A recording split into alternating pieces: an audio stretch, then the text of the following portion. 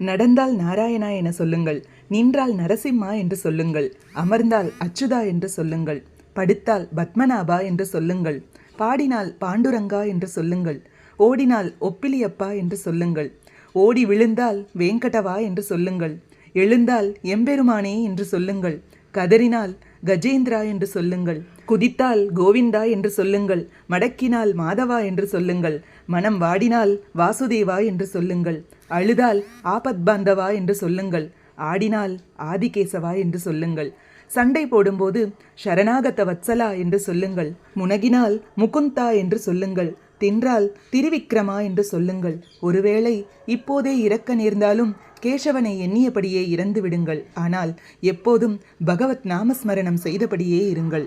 பகவத் நாமமே நமக்கு பலம், நாமமே நமக்கு சாதனம். ஓம் நமோ நாராயணாய. இந்த ஏகாதசியில் பெருமாளின் அருளோடு இந்த நாள் சுபிக்ஷமாகட்டும்.